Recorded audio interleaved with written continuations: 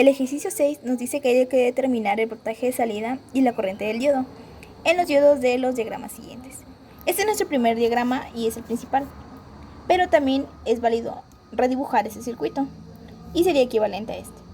Posteriormente nos damos cuenta que el sentido de la corriente iría de esta forma, y para calcular Vout tendríamos que aplicar el criterio de la ley de voltaje de Kirchhoff. Y nos dice que la suma de los voltajes alrededor de una trayectoria o circuito cerrado es igual a 0. Considerando este criterio, sería menos Bs más voltaje de la resistencia más el voltaje del diodo, y todo eso sería igual a 0. Despejando el voltaje R, que sería el voltaje Nout, sería Bs menos el voltaje de diodo es igual a 0. Sustituyendo los valores sería IR, voltaje R, 5 menos 0.7 volts es igual a 4.3, que esto sería el voltaje de salida.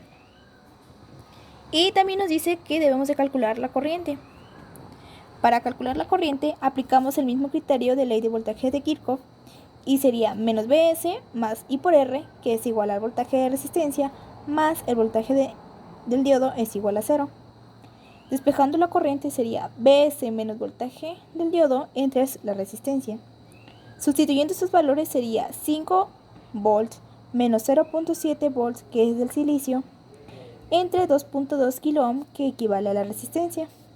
Sería 4.3 volts entre 2.2 kΩ, y eso nos da una corriente de 1.95 mA. ¿Por qué calculé la corriente en la resistencia? Porque sabemos que los elementos están en serie y por lo tanto la corriente es la misma.